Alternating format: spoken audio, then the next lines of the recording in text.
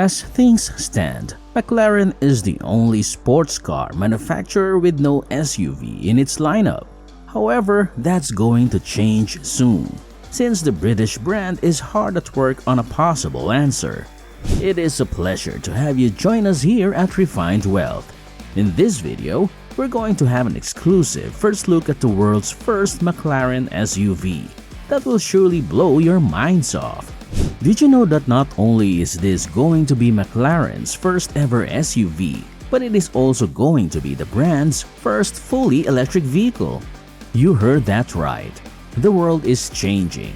One big change is that we've all become much more conscious of our role in the planet's destruction and are working to correct it. Most automakers have already switched to all-electric vehicles, and the end of the internal combustion engine is coming. In addition to all the environmental awareness, at the end of the day, business is business.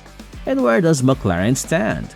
What started as a smaller-scale startup is now a full-blown international brand with fierce competition. More big news: the family McLaren will be the brand's first pure electric vehicle.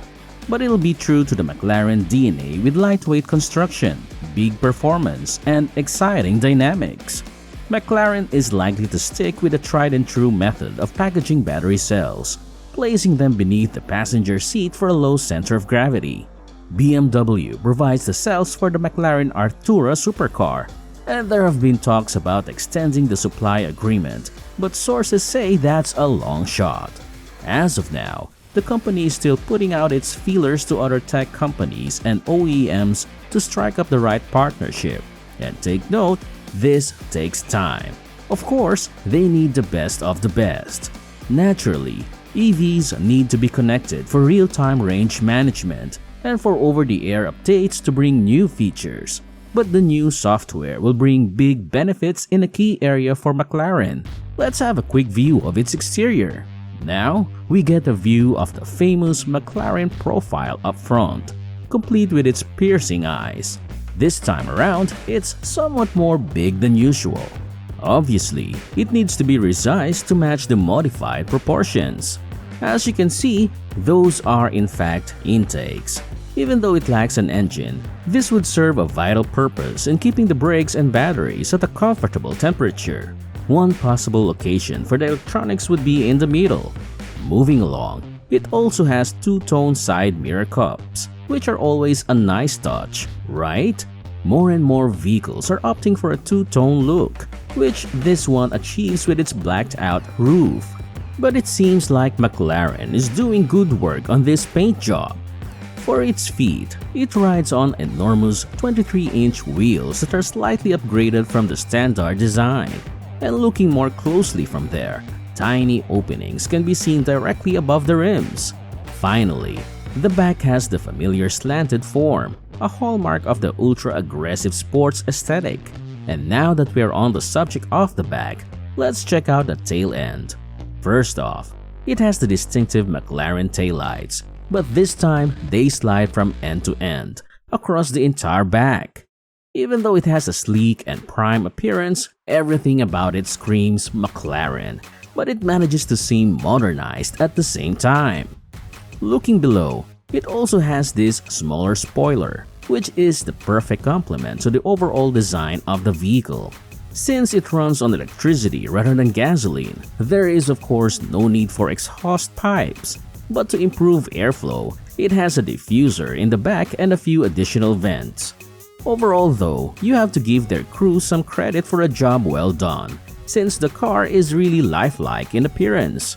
If you focus on the car a little bit, you'll notice it has many features, like something like the Artura. It's common practice for automakers to reuse parts and styling from older models into newer ones. Lamborghini is notorious for doing this, as well as other brands, whenever they begin to hint toward future releases. Never do they start from scratch to create something. McLaren's most recent vehicle, the Artura, is a crossover SUV. So we can expect some Artura-inspired characteristics in the upcoming SUV crossover. Let's now proceed into its much-awaited interior.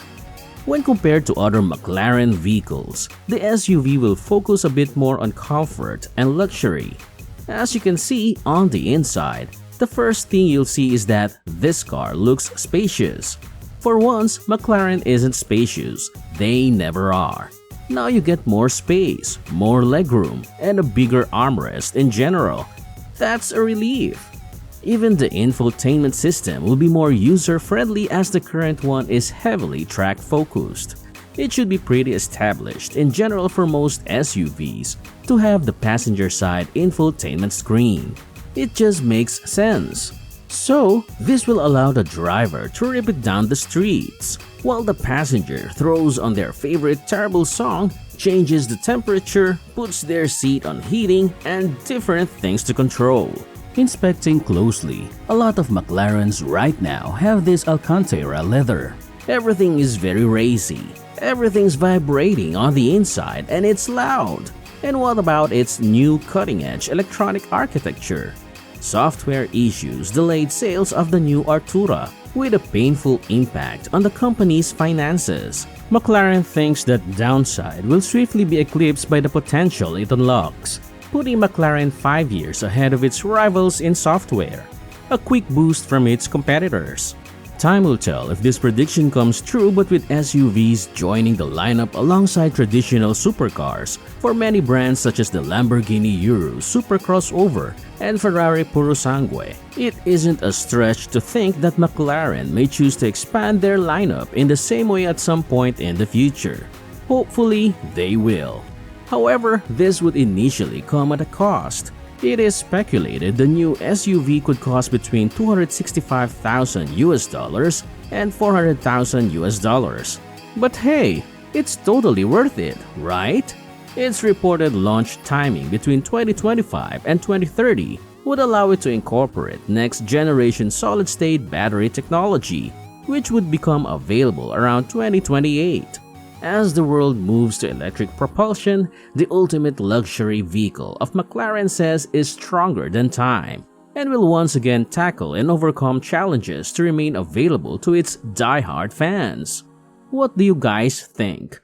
Will McLaren's attempt to branch out from their signature cars be successful? What partnership would you like to see with them?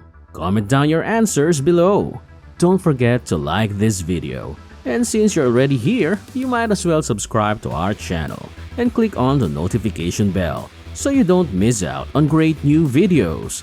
Thank you for watching, and we will see you in the next video.